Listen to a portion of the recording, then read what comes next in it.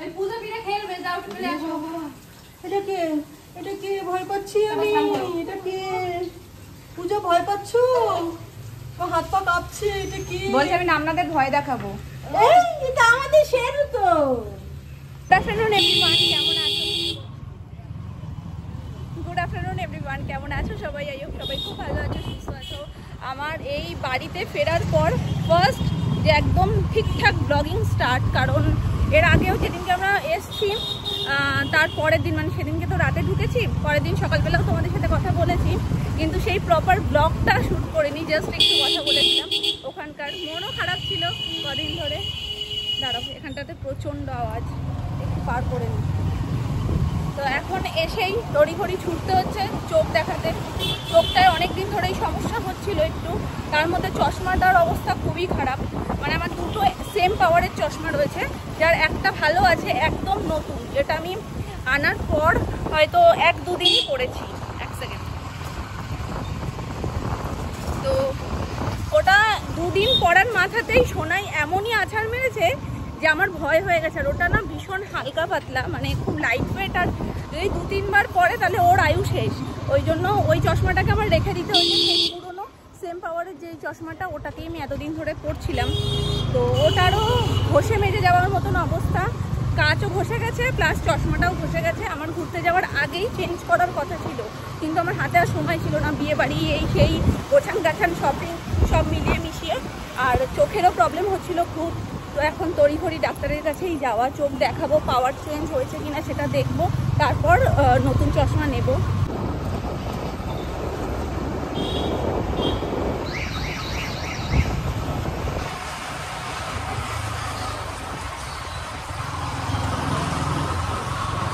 সমস্যা হয়ে গেছে সোনাইকে রেখে যাওয়াটা। আমি প্রায় 3.5 বছরের ওপর যে চোখ দেখাতে মনে হয় যাই না, মানে এতগুলো দিন হয়ে গেছে, যেখানে 6 মাস থেকে 8 মাসের মধ্যে বলে একবার করে চেক আপ করিয়ে নিতে। তো সেটা শুধুমাত্র হয়নি যে সোনাইকে রেখে আমি সকালবেলায় যেতে পারবো না, সেই কারণে আমি যাই নেত্রনিকেতনে দেখাতে। তো ওখানে না এত সময় সাপেক্ষ বিষয়টা, মানে সেই সকাল 8টার সময় যেতে হবে, 8টারও আগে গেলে ভালো হয়। 9টার সময় গেট খোলে, তার আগে সমস্ত কুপন টুপন করে দাঁড়াতে হয়। তারপর ডক্টর আসেন, সব নাম ফাম লিখিয়ে বসার পরেও সামনে প্রথমে কিছু চেক আপ থাকে, তারপর উনি আসেন 10টার সময়। তারপরে লাইন বাই লাইন সমস্ত পেশেন্ট দেখেন, ছাড়তে মোটামুটি 12টা 12:30 1টা তো বাজেই। তো এতটা সময় না সোনাইকে মানে রেখে যাওয়াটা অসম্ভব হয়ে যাবে, কারণ সকালের দিকে ওর আমাকে খুব প্রয়োজন হয়। মানে সকালে ও ঘুম থেকে উঠে আমাকে না দেখলে প্রচণ্ড কাঁদে, আর যতক্ষণ ও শুয়ে থাকবে ওর পাশে আমাকেও থাকতে হয়। তো এই সমস্ত ভেবে না এতদিন আর ডাক্তার দেখানো হয়নি। তো আজকেও যে ওকে আমি রেখে আসবো সেটারও উপায় নেই। এখন তো আরও ঘুরে এসে ছুঁইমুই হয়ে গেছে, মানে একটুতেই কান্না করে দিচ্ছে, মাম্মা ছাড়া থাকবো না। তো সকালের দিকটাই পসিবল হবে না বলেই এখন যাচ্ছি লেন্সকার্টে। তো ওখানে গিয়ে ডক্টর দেখিয়ে ভাবছি পাওয়ারটা নিয়ে নিই, এতে সময়টাও কম লাগবে।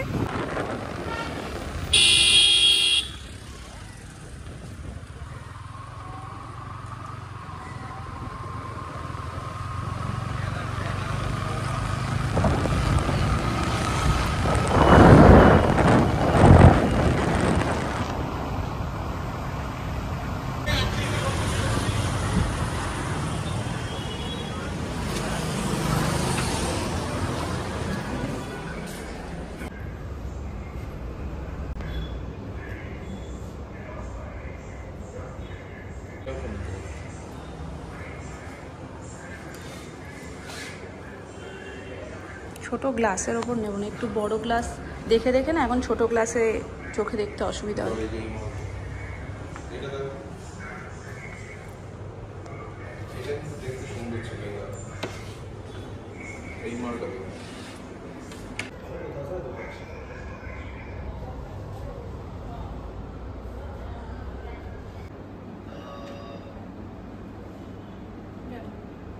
এই একটা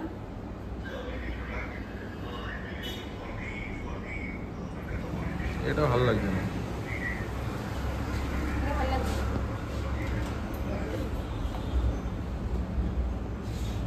এটা চোখের সঙ্গে তো সেটের ব্যাপার আছে, এগুলো চোখের সাথে সেট হচ্ছে। নিতে পারো,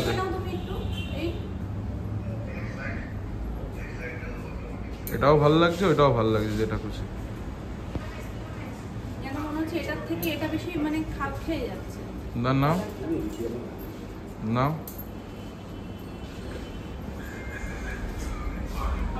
মানে এইরকম এটা যদিও হালকা স্কাই, এটা মানে ওরকম বয়স্ক ফিল আসবে না। ওইটা পরো নীলটা, এগুলো কোনোটাই বয়স্ক না, এগুলো জেনারেশনের জন্য রেডি কর। বলছে ঠিক আছে, এটাও নিতে পারো যদি একটু ডিপ কালার দরকার পড়ে। আমি ডিপে চাইছি না, লাইটেই চাইছি। তাহলে ওই পিঙ্ক না ওইটা, এইটার মধ্যে দেখো এটা একদম লাইট স্কাই আর এটা একদম বেবি পিঙ্ক, এই দুটোই ভালো লাগছে। আর অনেক রকম দেখলাম কিন্তু সেগুলো ঠিক যাচ্ছে না। অ্যাকচুয়ালি আমার মুখে না চশমা খুব একটা যায় না, এই দুটো বেস্ট লেগেছে। আর বুঝতে পারছি না এটা নেবো না এটা নেবো, এটা যেন মুখের সাথে বেশি ভালো চলে যাচ্ছে ব্যাপারটা। মনে হচ্ছে না যে আলাদা করে চশমা এটাই নেব। চোখ দেখানো হয়ে গেছে আর ফাইনাল এটাই করা হলো, কারণ যেটা আরেকটা কালার ছিল সেটা রেখে দিয়েছে হয়তো, তো ওই কালারটা থেকেও সবাই বলছে, সুমনও বলছে, প্লাস এখানে মাঠটা আমি দেখে লাভ আছে, মাঠটা তো মাই বেটার অপশন চুজ করতে পারবে। এখানে একটা হাত বুলিয়ে নাও, ছবি তুলে নাও যাতে। তো যাই হোক এটাই বলছে সবাই, এটাই নাকি মুখে বেশি ভালো লাগছে। তো চলো, আর সব একই রকম বিল ফিল চলো দেখাই তোমার হোয়াটসঅ্যাপে নাকি চলে আসবে। তো এইরকম সবই মোটামুটি একই রকম। আর মেনলি আমার এই যে এখানে নাকের সামনে যে এই দুটো দেওয়া থাকে না, এইটা আমার ভীষণ অসহ্য লাগে।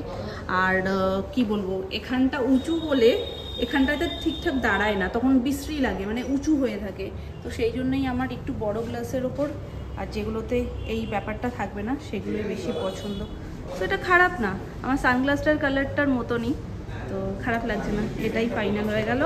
চলো এবার কালকে এটার ডেলিভারি, আর আজকে আমি নিয়ে যাচ্ছি আর কালকে মামুনি আসবে। আজকে আর মামুনিরও সময় হয়নি, তো কালকে আসুক, যখন আমারটা নেবে তখন মামুনি একেবারে দেখে একটা সিলেক্ট করে মামুনিরটা দিয়ে দেবে। মামুনিটা একটু সময় লাগবে, দুজনকে নিয়ে আসে, আমাকেই আনতে হবে। চশমাটা পরে দেখতে হবে তোমার।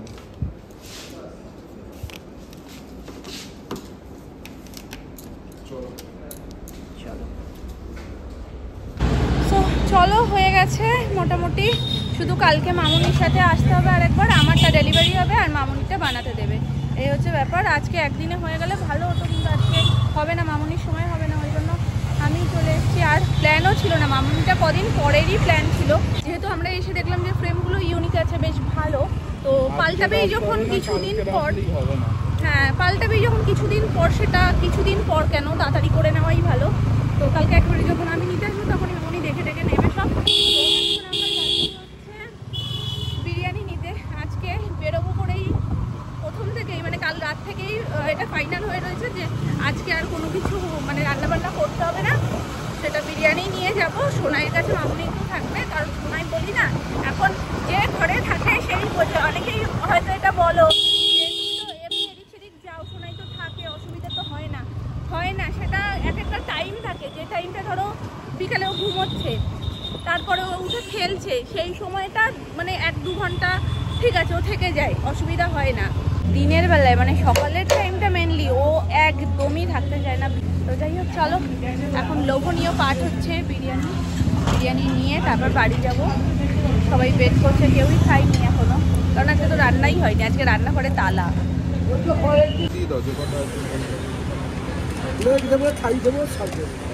সলিড পিস দিও না,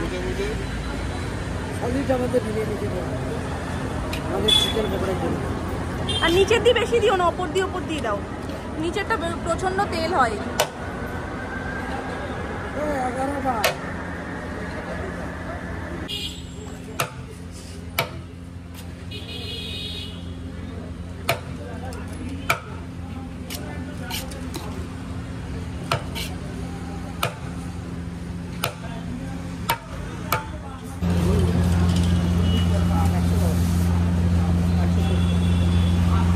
সোনা বেঁকে গেছে, এটা তোল।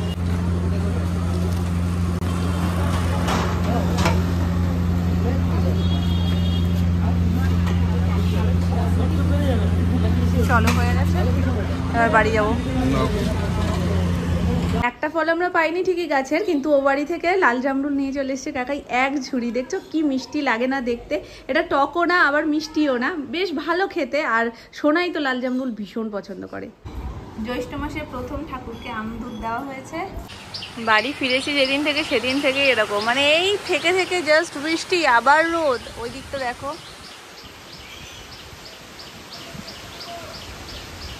ভীষণ ঘন মেঘ করেছে।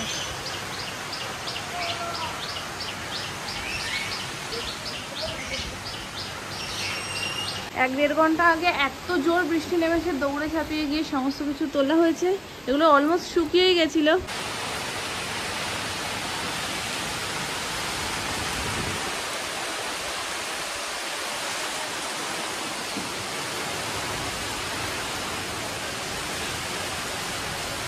জিনিসগুলো সব আজ শুকনো, ছাদ থেকে দৌড়ে দৌড়ে নিয়ে এখানে মেলা, এখন এখান থেকে নিয়ে কোথায় যাবো বলো? এখান থেকে তো ছিট জলও আসে, আর এই পাশে দড়ি মানে বড় ঘরের যে দড়িটা সেটা ভর্তি পুরো, সব এনে আজ শুকনো জিনিসগুলো মেলে রেখেছি।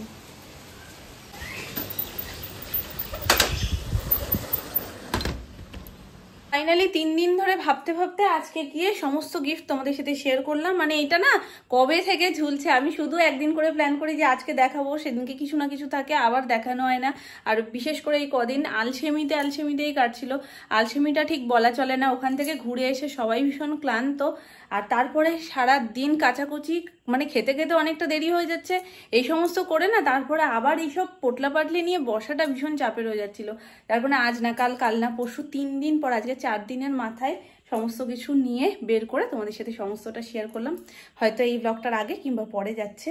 তো যাই হোক, ওখান থেকে কি এনেছি জানি না, স্মৃতি হিসেবে তো অনেক কিছু এনেছি, প্লাস কালো হয়ে এসেছি। অনেকেই বলে যে পাহাড়ে গেলে নাকি পরিষ্কার হয়ে আসে, তবে সেই কনসেপ্টটা ভুল। কারণ আমাদের এখানেও যখন ঠান্ডা পড়ে, তারপরে আমাদের বাড়ির একটা নিয়ম আছে যে সরস্বতী পুজোর দিনকে শ্রী তোলা হয়, কারণ পুরো শীতকালে আমরা কালো হয়ে যাই, তার জন্য এই শ্রীটা তোলে যে কালো ভাবটা চলে যাক, আবার আমরা আমাদের গায়ের রংটা ফিরে পাই।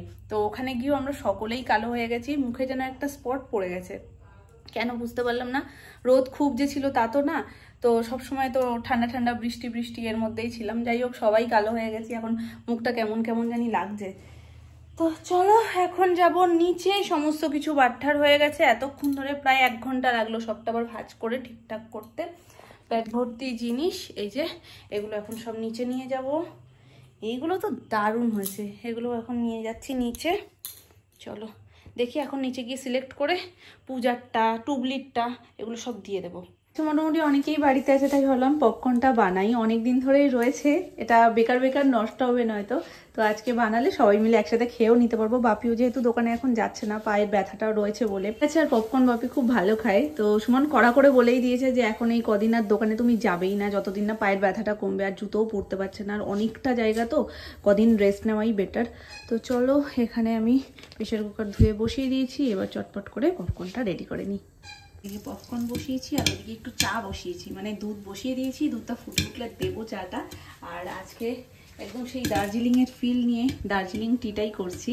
তো এটা যদিও আগের আনা, আর যেটা আমরা দার্জিলিং থেকে নিয়ে এসেছি সেই চায়ের পাতার প্যাকেটটা এখনো ভাঙা হয়নি। Popcorn ready.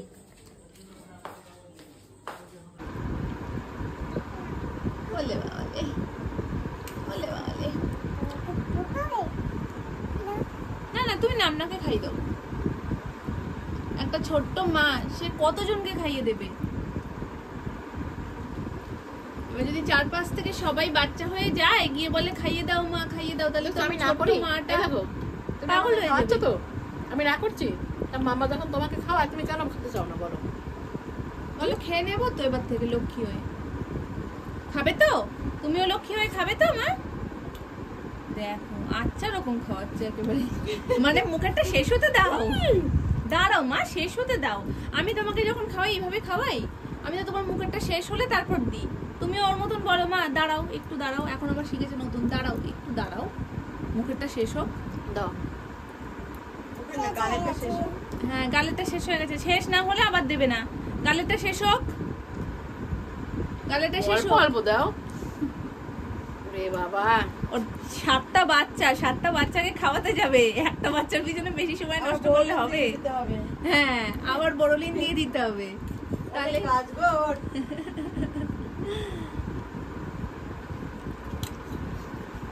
আমার খাবারটা তাড়াতাড়ি খাই, নাহলে আমাকে ওরকমভাবে ঢোকাবে এক্ষুনি এসে মুখের মধ্যে। একটা ডিউটি শেষ হলেই আর একটা ডিউটি শুরু করে দেবে। এর মধ্যে রয়েছে খই, চিড়ে, আম সব একসাথে দিয়ে মাখা, আমুল দুধ, আর ওপর থেকে এই যে আম দিয়ে দিয়েছে একটু, গাছের আম, আলাদাই টেস্ট। এই তো এসে গেছে। আমি কি বললাম যে ওর 7টা বাচ্চা, ও এসে 7টা বাচ্চাকে খাওয়াবে, ওই জন্য তাড়াহুড়ো করছে। না না না না, আমি খেতে পারি, তুমি যাও না, আপনার কাছে যাও। রাতে এনেছে চিংড়ি মাছ, চিংড়ি মাছগুলোকে একদম কেটে কুটে পরিষ্কার করেই দিয়েছে, জাস্ট বাড়িতে ধুয়ে দিলেই একদম কাজ হয়ে যাবে। নাইলে এই চিংড়ি মাছ ছাড়াতে ছাড়াতে মানে এক প্রহর চলে যায়। তো সেই চিংড়ি মাছ দিয়ে এখন একটু মাখো মাখো করে হবে। এর মধ্যে মশলা বলতে পড়েছে হলুদ, জিরে গুঁড়ো, ধনে গুঁড়ো, আর লঙ্কার গুঁড়ো, একটু নুন আর হলুদ গুঁড়ো। আর এখানে আলুগুলোকে ছোট তরকারির মতন করে একদম কেটে নেওয়া হয়েছে। যে কাটাকুটির ডিপার্টমেন্টে যদিও সুমন রয়েছে, সুমন আলু কেটে দিয়েছে, পেঁয়াজ কেটে দিয়েছে, বলছে কি যে আশা করে নিয়ে আসছে, তো এবার কীভাবে কি রান্না হবে সেটাও ডিটেলসে বলে দিয়েছে যে এইভাবে এভাবে করবে। তো সেই জন্য এই যে আলু দিয়ে একদম চচ্চড়ি মতন একটা হবে। আর এর মধ্যে মা আদা কুচি আর রসুন কুচিও দিয়ে দিয়েছে না, নাকি শুধু আদা পেস্ট দেওয়া? শুধু রসুনটা মনে হয় একেবারে ফেলে দেবে। হ্যাঁ, আলু ভাজা হয়ে গেছে,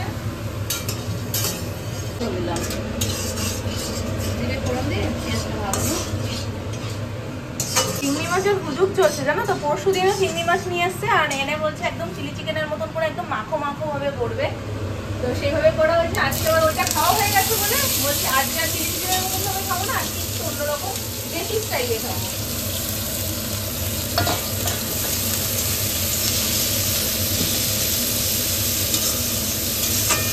এখানে রসুন কুচি, লঙ্কা কুচি, লঙ্কা কুচিটা দারুণ হয়েছে, টমেটোকেও কুচি করছে, আর এই 3-4 কোয়া রসুন গোটা দিয়ে দেবে।